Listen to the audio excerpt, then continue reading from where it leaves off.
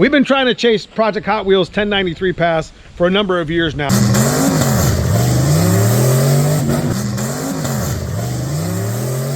With pretty much the same type of build. And each time I do this build, it seems to get progressively better. So hopefully with Dad's car, with a little bit less power, we can get that done. There was a number of mods we did, and then we lightened up the front of the car almost 100 pounds. And with that much weight taken off the front, it's gonna pay dividends on the ET at the track. Before we switch wheels, is we're gonna have to tighten down the alignment. We make a little bit of an adjustment. And I think we wanna be around 26.5, 27 in the front. We're not trying to slam Dad's car down to the ground. That's not what this whole build's all about. But it would look nice with a decent little stance in it.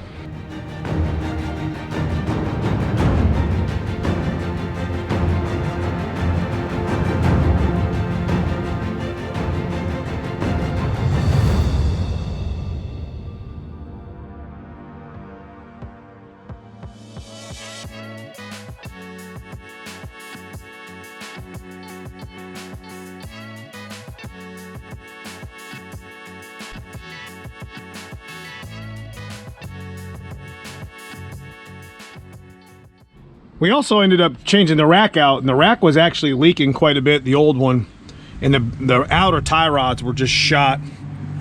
This is a pretty nice little setup. We're gonna go ahead and bring this wheel out about a half a turn there.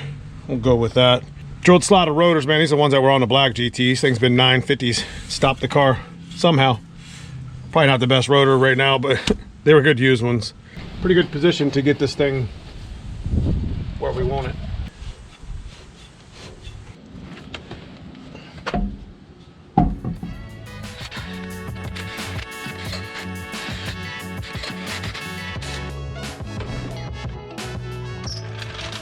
One thing I did want to look at real quick, I'm just kind of having a little bit of fun here. This is only a 17.9 rear. It's not a 17.10. And I already got like a 1/2 inch spacer going on here. I think I'll put another 1/4 inch spacer to see how that looks. I kind of like more of a tire out further, like kind of riding right on the edge of this fender to give my dad's back of the tire kind of more of a little bit of a stance.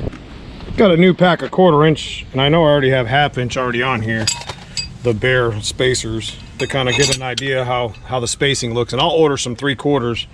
There's plenty of stud there, a 3-inch stud. Now I'm not going to run these with my slicks, but for the street wheels, once we get some new tires, because we're going to start fitting some new tires on, definitely look a lot better. That old football. it actually works pretty well, but we haven't aired it up in a long time. Probably would just blow out on us.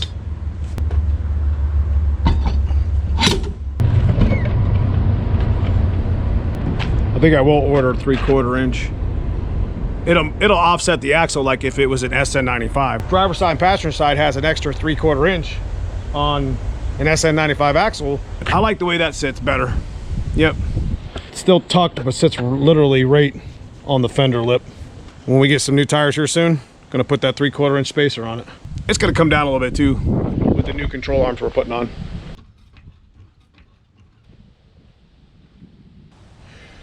Same thing over there. We're gonna put a couple turns into this front wheel as well and put the skinny back on it, lock all the tie rod stuff down, and then we'll be pretty much ready for the track. We'll be loading up and heading out.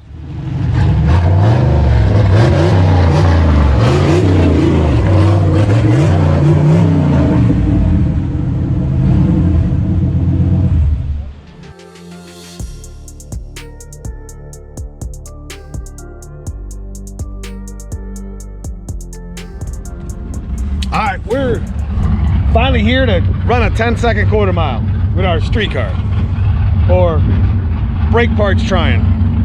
That seems to be par for course with our car in the last couple weeks. But we're gonna get out of the funk tonight, get on the track and make this shit right. Got a little tailwind today, so that's in our favor. So we'll probably be just fine though. Dad's car is a pretty mild build that we have on the channel, even though we're trying to beat Project Hot Wheels. We're gonna be on the same exact tune that we were at Foxtoberfest, the same tune that we had with, we did the dump the clutch videos. I'm just excited to be back out here at the track and enjoying the experience and the atmosphere. It just put me in a better mood, you know what I mean? I got some family, got some friends here.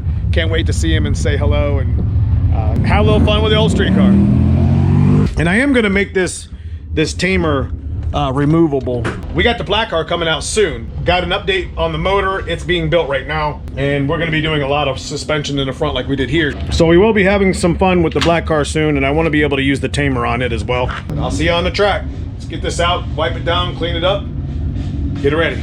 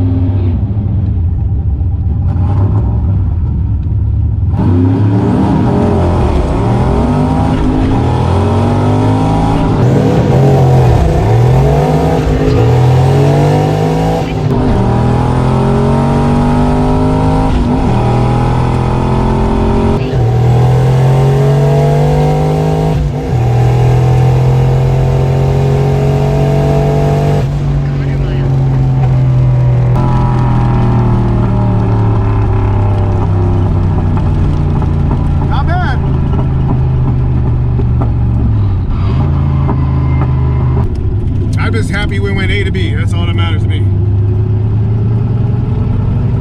Be able to see how much boost it was on by looking at the video. I don't have bubbles coming out, and I have full oil pressure, so I'm happy there. Getting closer.